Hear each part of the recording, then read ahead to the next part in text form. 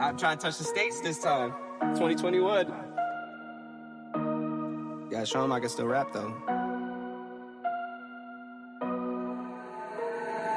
Now I'm in the game, I was on the bench. First I was renting, now I'm collecting rent. Run it up. First it with the Beamer, now I want the Benz. Spending all the bag like here I go again. Outside says chirp, now the camera phone. Told you I'ma keep the channels on. Why you acting different when the camera's on? Why you acting different like your paper long? 8 day wake up and I thank God. Bad decision got you wishing you could say nah. I say the gritty, you could get hit any day now. On my mama, I'ma move my family way out. With some 20s, 50s, hundreds, thousands, millions, billions, trillions, zillions. I'm talking Amazon money, talking so much money I could mess around and buy Amazon. I been winning, I'm like, why me? I heard these labels wanna buy me. I don't need you, boo, I style me. I roll G's and they grind me. Now I'm on my game, nothing is the same. Who am I to blame? Money made me change. Cardi in my ring when I'm switching lanes. Money in the carry on them Boeing planes. Money in the carry on them Boeing planes. Now I got a buck for all those rainy days. Ain't have a day off in like 80 days. I got hustles in like 80 ways. Kids if you won't take a lazy day. Wifey on me told me take a break. I keep going to the paper street. Then it's trips out to Montego Bay. If I take the job, bet I get it done. I said it before, I'm a one-on-one. I just caught some ones, only wearing ones. Fornicate the funds, money made me calm. Diamonds on your neck, bet they on your neck. You want that watch, you better rock a tech. You want the chain, you better cop a vest. You want the check, but can you make it stretch?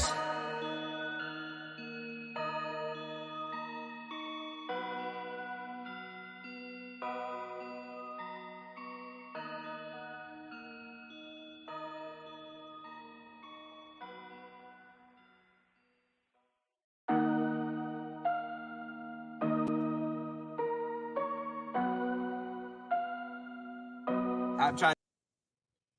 Hey. How y'all doing? Hey, what's up, Ms. Yo Biz? How you doing, man? We are in here this Sunday. And guess what? I don't have no guests. So y'all get to hear me just rumble on and on and on. Happy Sunday, Ms. Yo Biz. Yeah. You get to hear me just run on and talk some FMCSA trucker business. I'm finna talk about some news you can use. I'm finna talk about some stuff that we need to know moving forward, right? So first of all, I want to say thank you guys for tuning in. If you listen to it on the rebroadcast, if you listen to it live, if you got any questions, if you want to come up, I'm gonna put the link in the chat. If you got any questions for me about anything I'm saying, if you want to discuss something that I'm talking about, if you want to discuss something going on in trucking, just click that link and we'll be on, and we'll go from there. We will go from there. The first thing I want to talk about, let's see what I want to jump into. Let's jump into this first, because I think this affects more of us as truckers than it do anything else. So I am going to share. Hey, first of all, man, hi. How has your Sunday been? How's your Sunday been, man? How is everything going? Are you okay? Has everything been kosher with you? I mean, are you just, you cruising right now? What you doing? How you feeling? Man, let me tell y'all something. I heard somebody say something, and I'm going to do a video on this because I want to put it on TikTok. Man, do not postpone your joy. Yeah, I heard somebody say that. Yeah, I heard somebody say that. Somebody said, do not postpone your joy. What I mean by that is, this is what I took from it. I do when I quit the I don't know. simply means that said that daughter and children are able to do this and that and get out and move around. And now that she's older, it's all of it.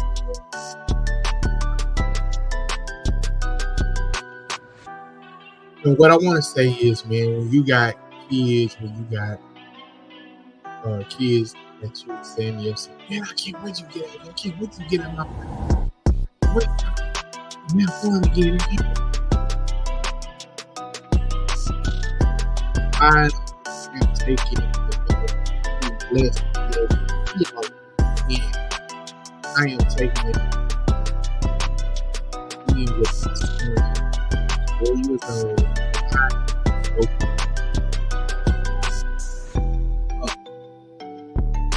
I'm soaking it up. I am not focused on my joy. Well, I say, are you doing this? You doing this and that?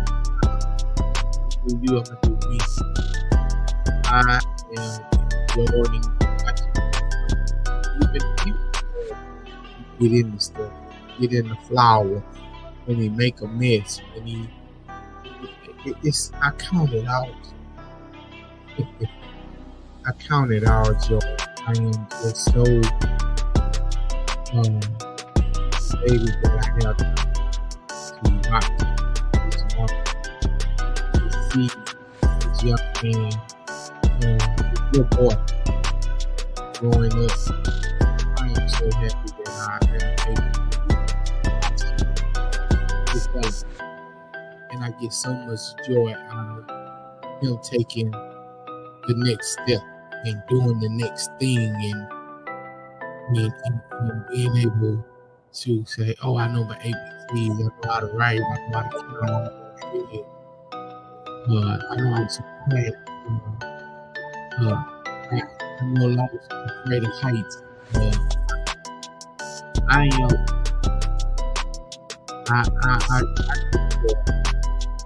and when she feels very good.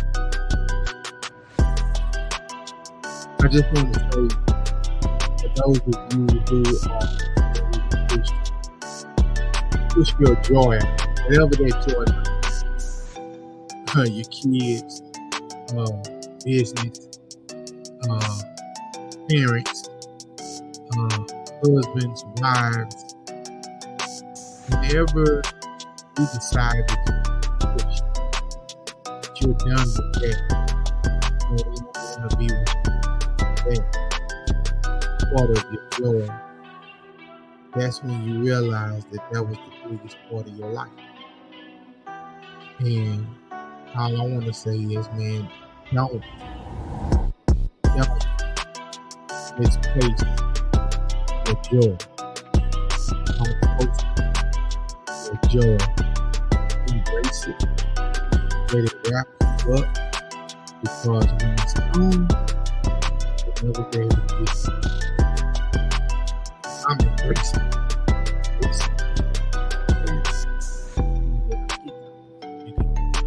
You know what real joy is. Joy. Understand. But we teach you. See it develop flows and nerves.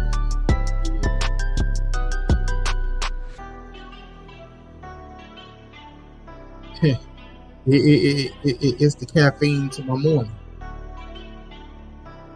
Caffeine to my morning. It's the aspirin for my headache.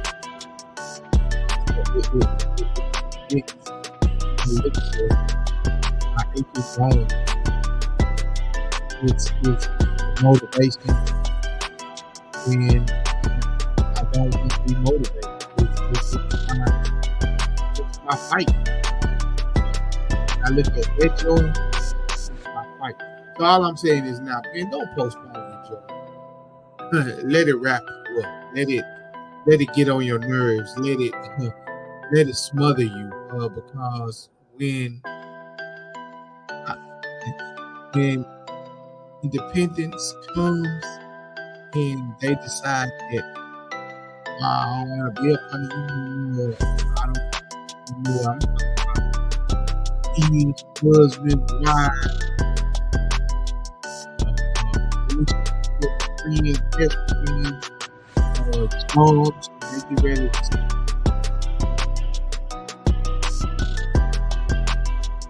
all of and you'll never be able to say, oh, okay, because I got enough of you through the years. Last month, when you come back, yeah, you grow up and you leave. My mom's house. I found myself working. My mom calling me, hey, I need you to do this. I need you to do that. So at the end of the day, they leave. They left. But I know what. And I'm fortunate to still have my mom.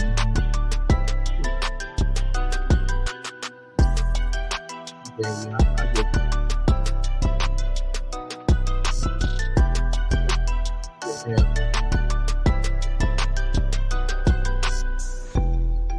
Still have her in my life.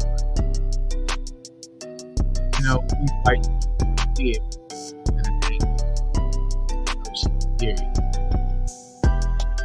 And I have. Let's get into this, man. Let's get into this. Oh yeah. So let's get into this. So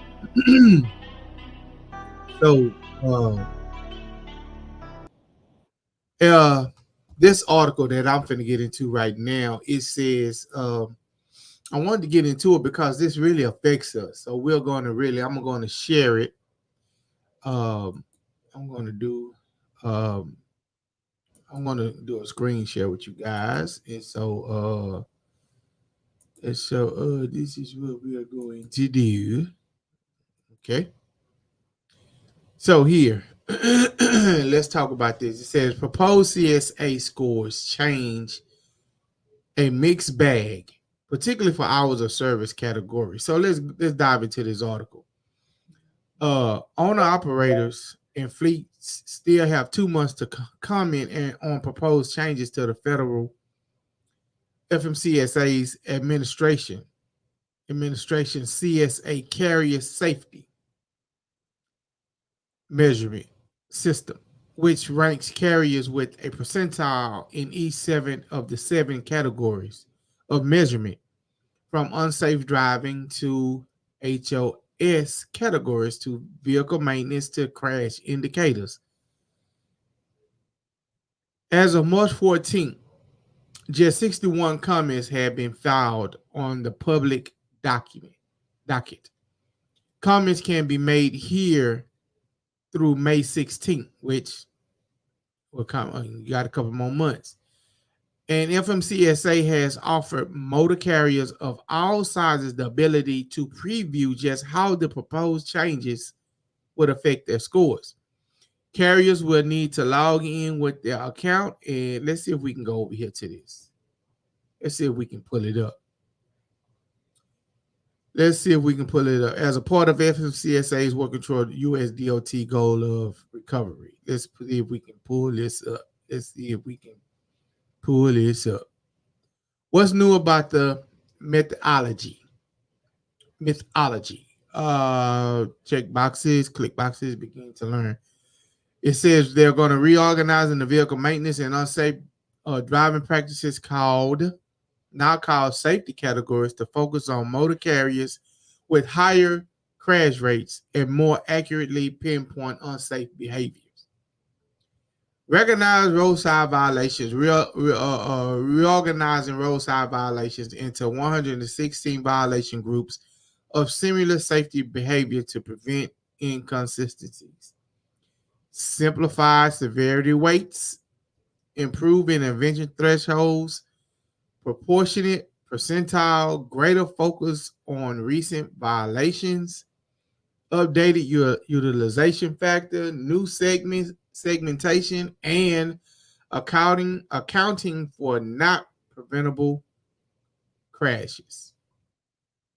It says phase one prioritization preview for FMCSA engages in enforcement and industry stakeholders in an inclusive process to improve safety, compliance, and prevent crashes, CMV crashes, commercial motor vehicle crashes. This is their goal, to prevent CMV crashes, right?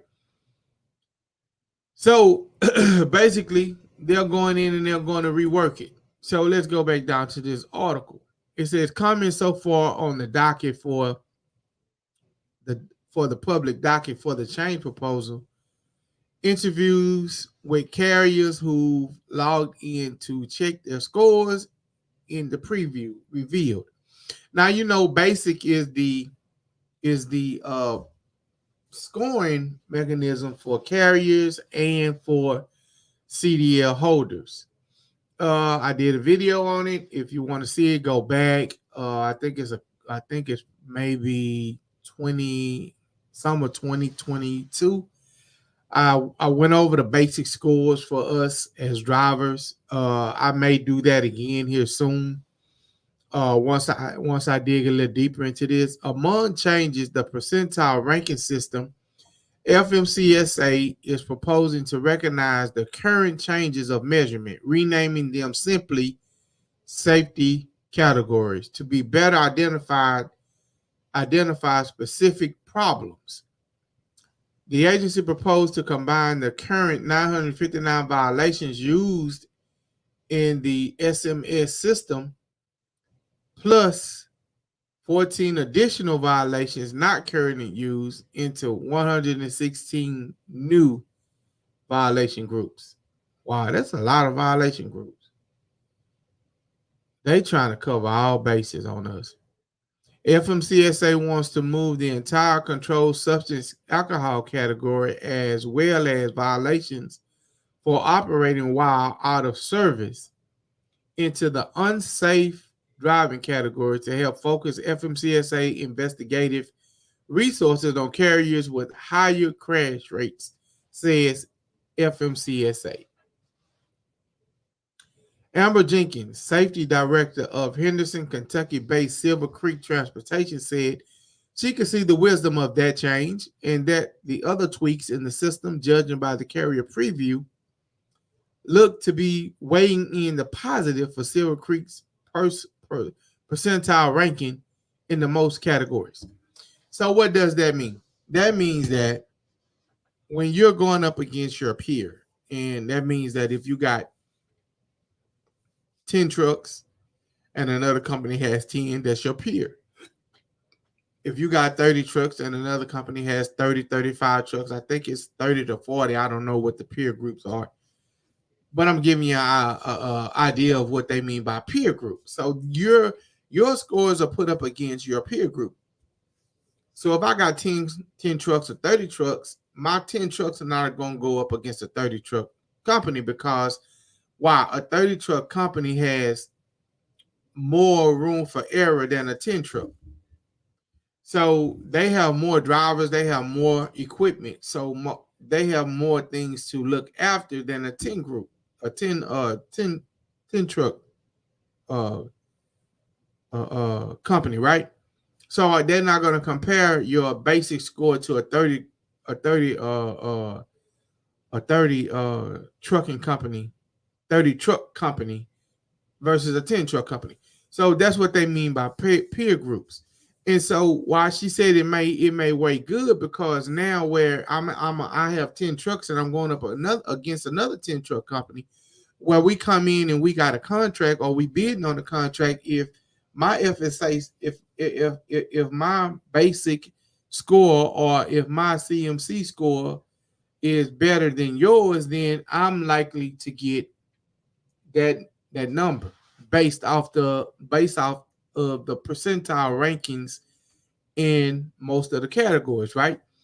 Among those other changes, the agency wants to split the vehicle maintenance category into two, preserving the basic vehicle maintenance category, but splitting out vehicle maintenance, driver observed. The new driver observed category is reserved for roadside observed violations that could reasonably be observed by a driver.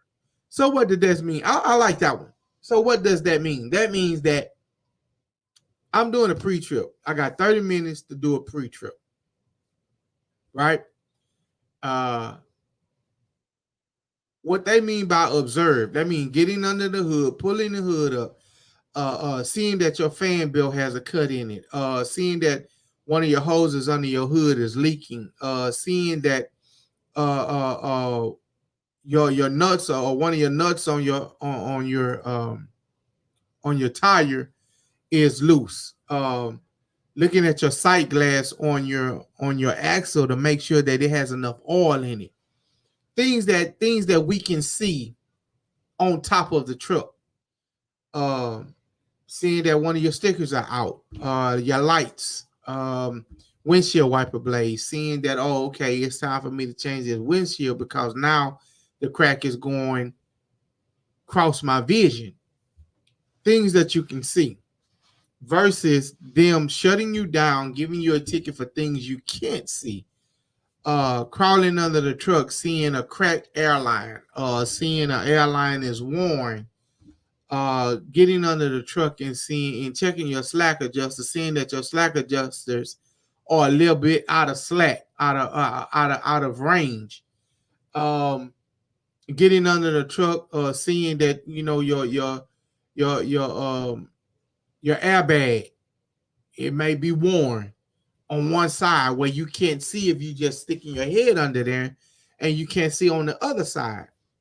Stuff like that you have to get under the truck, that when you pull into a chicken coop, as we call them, and they tell you to pull around the back and you pull over and it's like they're walking underneath your truck giving you an oil change. Well, what really they're doing, they're checking under your truck for something that you doing a pre-trip really are not required to do. If I did that, I would have to do a pre-trip probably for an hour and a half. An hour and a half. So that's what they mean by splitting the vehicle maintenance to driver observed. The new driver observed category is reserved for roadside observed violations that could reasonably be observed by a driver, i.e., faulty marker light out, your license plate light out, those type of things.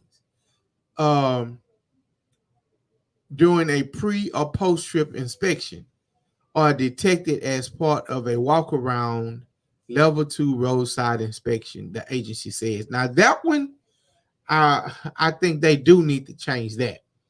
With the maintenance category split this way, and with 1 to 10 point severity weights gone. Now they're taking away the 1 to 10 point severity weight. That's what they're saying. It's going to be gone. But for a doubling of a single 1 weight for any out of service violation, both maintenance categories are considerably lower for Silver Creek than the single category under the current scoring system. It gives us more wiggle room. We're well below the intervention threshold on both of those, she said, referring to the percentile at and above with FMCSA. Prioritizes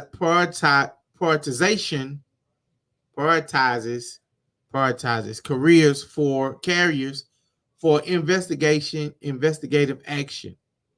As a safety director for the 30 truck fleet, too, she felt that the new category and violations group for those vehicle violations offered for a better tool for her to help quote unquote help me break it down. Is that something I can talk to the driver about, or should I go to my shop guys? This helps me know where my coaching skills are going are going to have to kick in.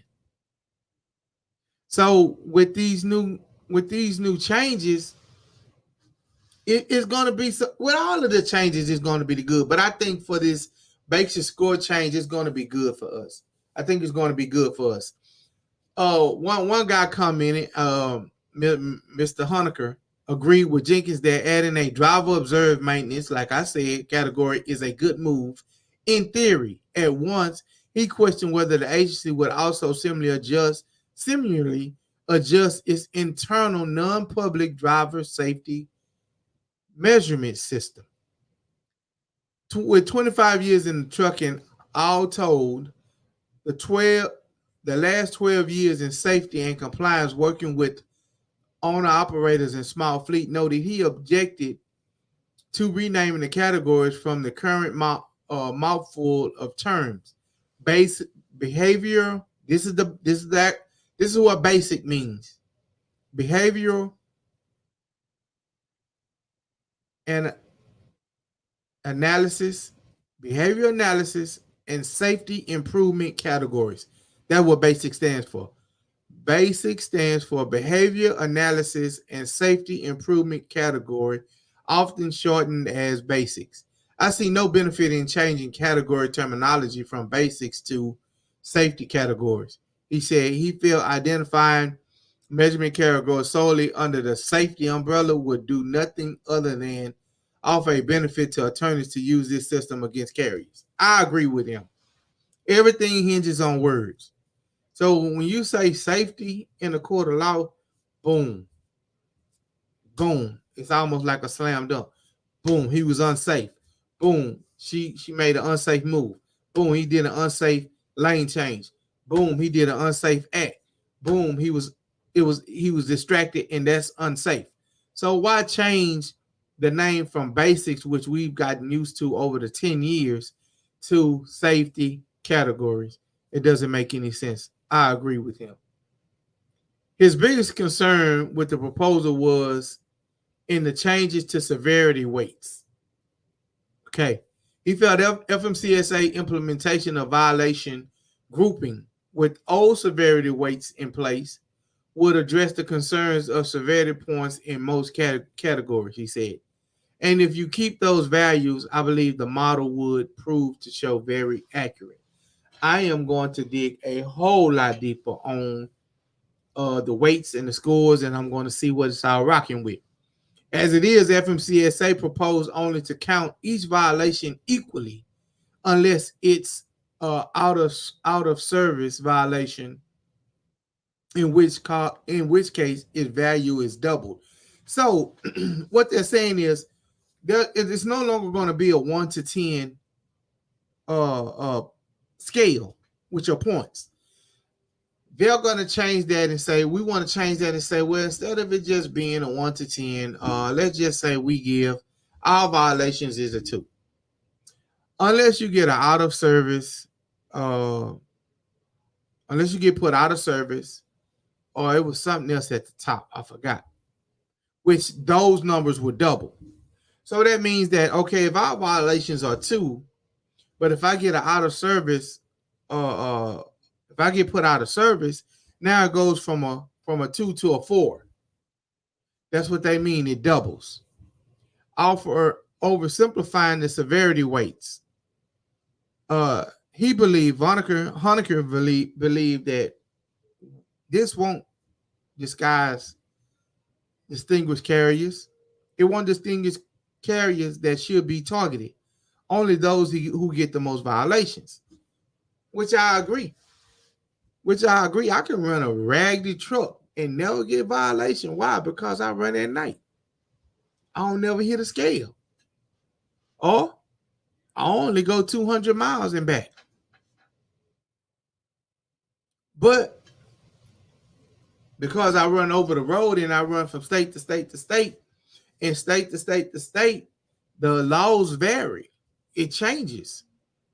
This state, you can have this much brake pad on your brakes before they say they need to be changed or shut down. The next state may say this much. So when you get to the state that says this much and you have this much, that's a shutdown. All because it varies from state to state. In your home state, you're okay. In the next state, you're not. And so that's where he said where the violations, doubling the violations wouldn't focus on those carriers who need to be focused on. It's just doubling the points for the out of service. So he's maintaining that it should be the same. Jenkins felt that the violation weight, simplification, and grouping changes, however, might be working in Silver Creek's favor, given all of that. So you have until May 17th to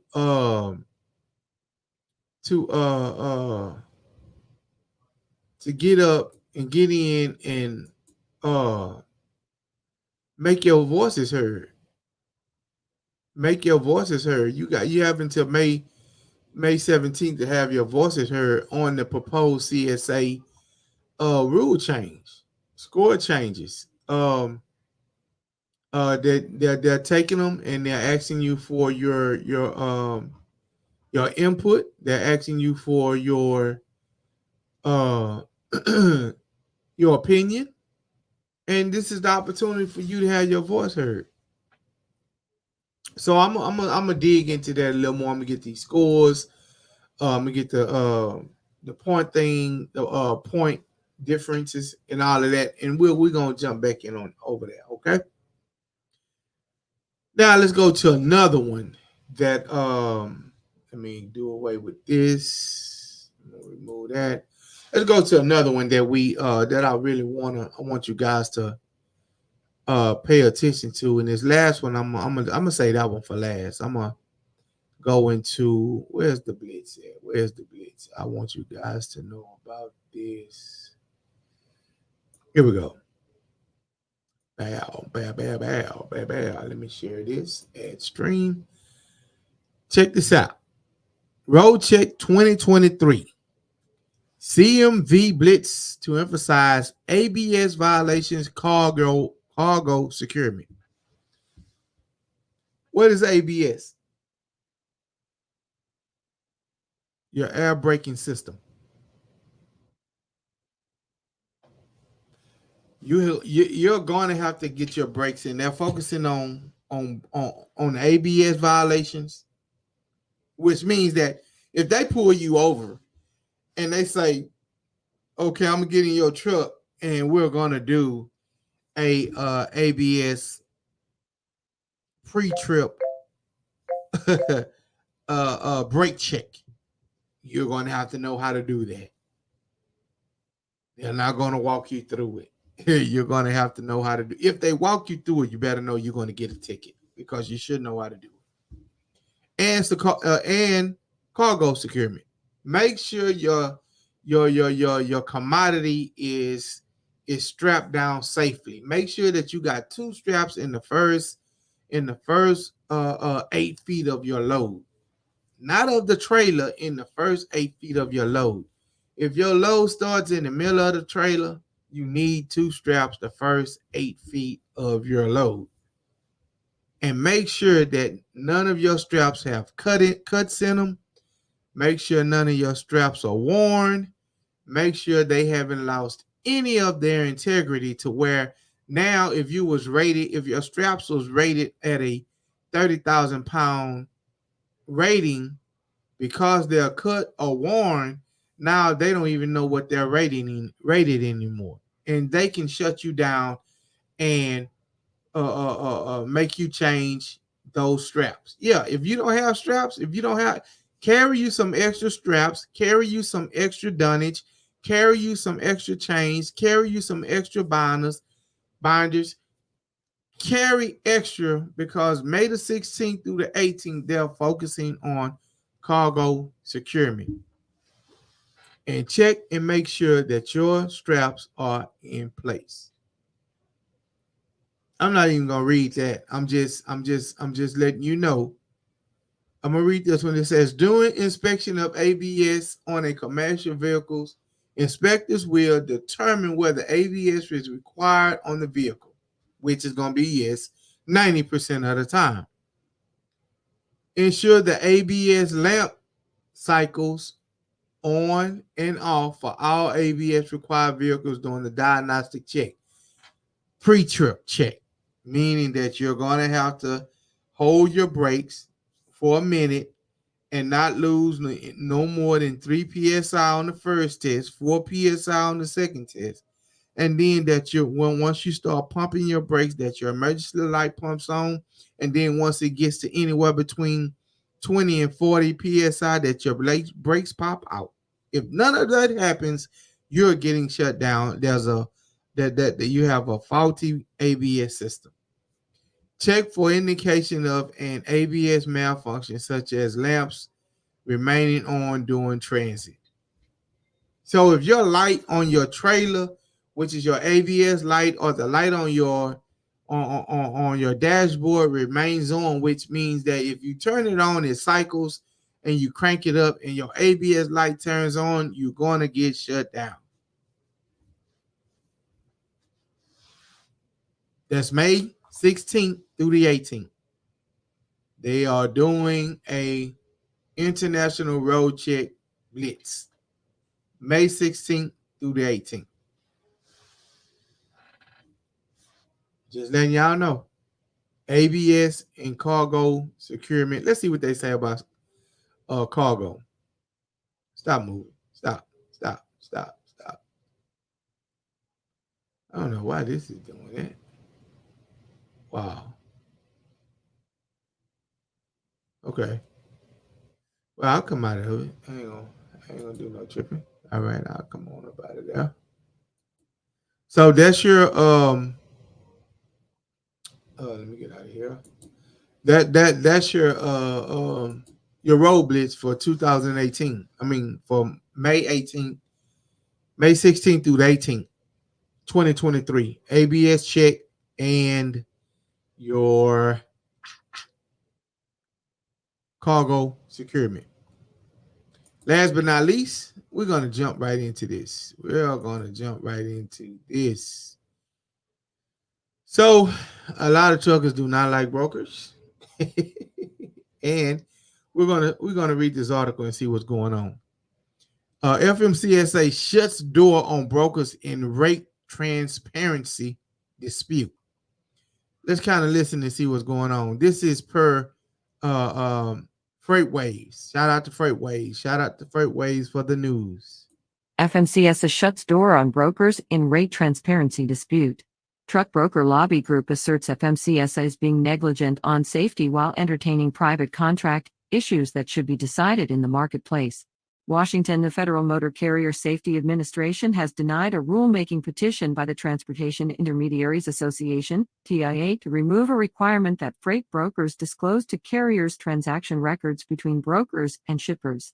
FMCSA's denial, published Friday, was issued just a day after the agency agreed to initiate a formal rulemaking by two groups representing small business truckers, the Owner-Operator Independent Drivers Association and the Small Business and Transportation Coalition, SBTC, requesting that brokers be prohibited from denying carriers the ability to access such records. So basically what they're saying is FMCSA shut down brokers having to have to be transparent in what the load actually costs to move the load. What does that mean? I call Jacob. Jacob say I put a load on the board and say, hey, I got a load going from Houston to California. It weighs 35,000 pounds and it pays $6,600 one way.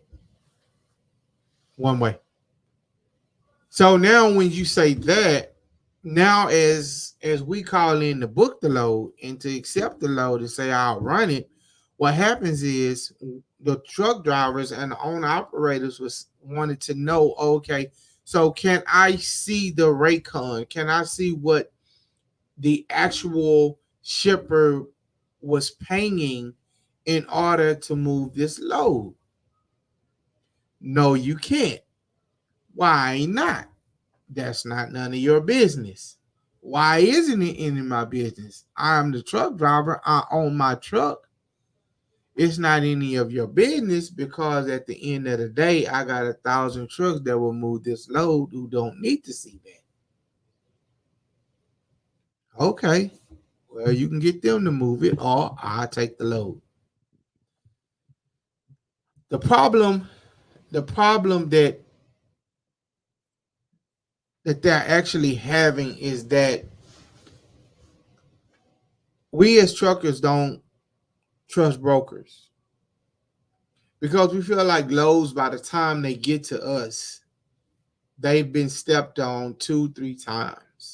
And that's a street term. They've been stepped on 2 or 3 times. And so by the time they get to us, they have lowballed us out of the good part of the money. And that's where this issue is coming in at, is because truck drivers don't trust brokers. Do I believe brokers are a vital part of the trucking mechanism? Yes. Do I think they need to be transparent? Yes. Because they need us just like we need them. But see, they want to sit up there like they the big wigs, and they don't have to show us the paperwork coming from the shipper. See, that's what it's really all about. Owner operators want to see the paperwork that comes from the shipper. What is the shipper saying? What did the shipper send over to you as a rate for you finding a truck to move this load? And once we see that, then we get into a negotiation. See, that's the problem right there, is because that ain't where the problem lies, because you can't sit there and negotiate a shipper's rate versus what they want you to run it for. We'll be here all day long. The load will never get moved. That's why a lot of shippers are going from using brokers to hiring on their own trucks to move the product, or they're moving it down to LTL. The only reason why, the only reason why they don't move everything down to LTL is because most shippers have a full truckload. And when you move a full truckload through an LTL, it takes longer to move through that system. When that shipper wants that load to be moved in a day or two, all depending on where it's coming from. Now, don't get it twisted. LTLs can get it there the next day too, but the price they charge you, shippers don't want to use that. So shippers are beginning to get into their own lane.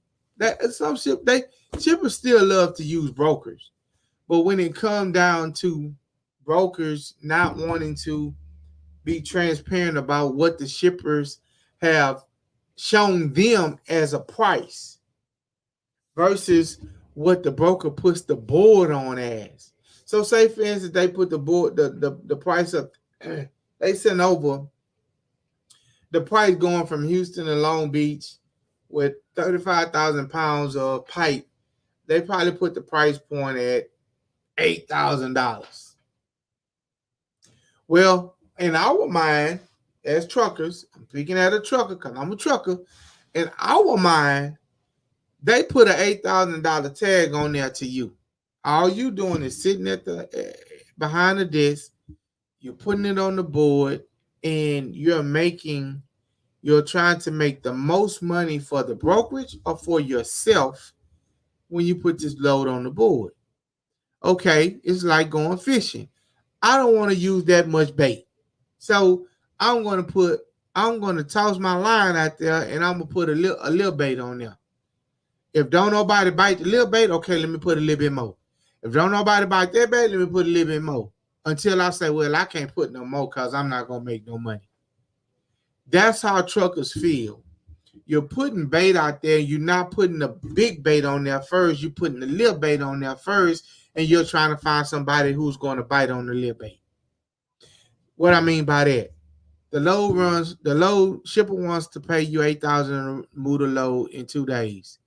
The load, you get the load, you put it on the board, you say, okay, this is 1,600 miles. Then you do the calculation on the fuel. And you're not doing calculation on all the other X factors. So once you do the calculation on the fuel and what it's going to cost when it comes down to mileage, see, that's what we feel like. You're only trying to pay us for what the truck do.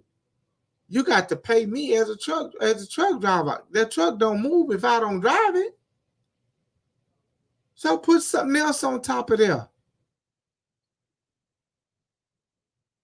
So now the load is being offered at 8,000. So now instead of it being put on the board for at least 75, at least 73, now it's being put on the board for 66. You've already cut 1,200. You've already cut 1,200. Now, the reason why you put it on for 66, because if you don't get nobody to move it in the next 2 hours, you're able to negotiate for maybe 773. And at that rate, you're still making $700. All right? Yeah. I was wrong about the 12. 14. Yeah, that's what it was, 14. So now when you move down, you got room to work moving down off of that 1,400 that you would have made if somebody bite on that 66.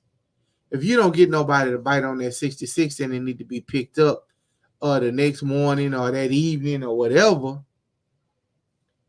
Now you can move a little bit off of the 14 that you just made. Okay, let me take 200 on the 14. Okay, now instead of 66, it's running 68.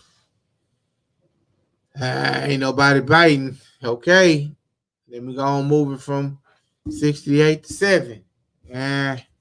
Ain't nobody moving. Damn, man, I'm finna lose $1,000 on this load. That's what they're saying about transparency. That's what they're saying about transparency. All three petitions, FMCSA combined the OOIDA and SBTC petitions into a single rulemaking procedure, were filed in 2020.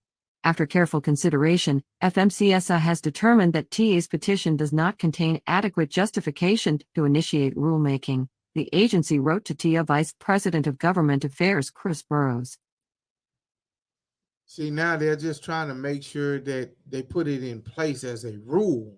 And see, FMCSA they want a whole lot of information before they put something into rule. And that's the problem that truckers have with it, is that they want to do all of this, but they don't want to.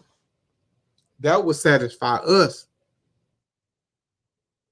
But see, they saying that we haven't presented. OOIDA and all of them have. OOIDA sits on the side of the truckers. They haven't provided enough. FMCSA believed that elimination of the records disclosure provision would be contrary to the stated transportation policy goals in 49 USC 13101, including promotion of fairness and efficiency in transportation industry. FMCSA stated. Therefore, FMCSA is denying TIA's petition for rulemaking. After comment, Burrows said TIA is extremely disappointed the agency is taking this route, he told FreightWaves. So it's hard, man. It's hard out here, man. It's hard out here. It's hard out here for owner operators. It's hard out here for brokers to maintain relationships with owner operators and mom and pop type trucking companies that need brokers to get business and garner business and move business. But is business fair? That's the question. Are you being fair? That's the question. That's always the question, is, are you being fair? And I think that question will never go away, even if transparency is put up. I don't think that ever goes away. And the reason why they don't want to move on this and make it a rule is because now you got drivers that can tell the shipper that, man, hey man, y'all no, bro, y'all now they getting in the back and forth with the shipper. See, that's what the shipper don't want. The shipper don't have time to go back and forth with a driver about a rate that because when you talk to a shipper, the price is what it is. The price is what it is. Either you want to move it or you don't. So those are the three things that I wanted to talk about tonight. You guys ponder on that, think about it for a little while, and if you got any comments or questions, man, shoot it over to the Freight Trapping Podcast at gmail.com. I do respond, I do read them, I do acknowledge them, and I do try my best to answer you in a timely manner or find the answers that you need if I don't know them. Most of the time, I don't know them because I am not that smart. So at the end of the day, I do need time to research and get the answers over to you. So with that being said, man, I thank you guys for joining me on the Freight Trapping Podcast. This has been another edition. Oh, let me just do this for about 5 minutes because I said I was going to do it, and I don't want to leave here without doing it. So this is what I'm going to do. I'm going to put up the invite. I got 2 people up there. I'm going to put up the invite. If you want to come up, you got a question, you want to tell me I said something wrong, you want to say I did something wrong, come on up. But in the meantime, in between time, this is what I'm going to do for 5 minutes. I am going to talk. Once again, don't postpone your joy, man. Don't put off to tomorrow what you can do today. In so many words, do not postpone loving on anyone. Don't postpone.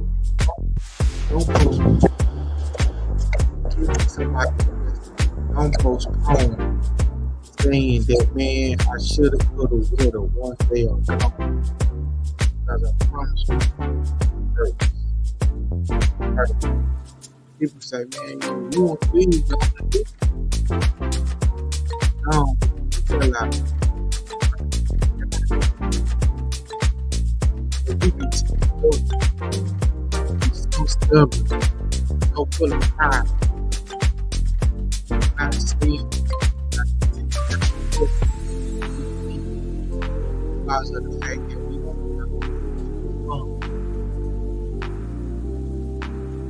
don't know joy could be great. Because you're don't know joy could be.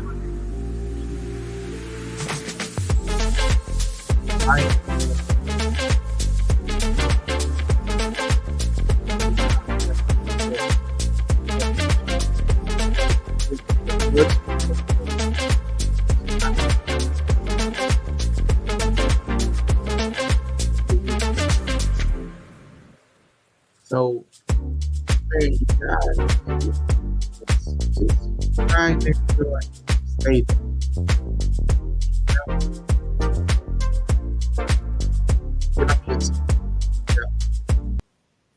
Hey man, this has been the Freight Trapping Podcast. I have been your host, Mr. James Roberts, and you guys have a good night. Don't forget, man, always keep your head on the swivel, leave yourself an out, and always get back home the way you left. Y'all be smooth.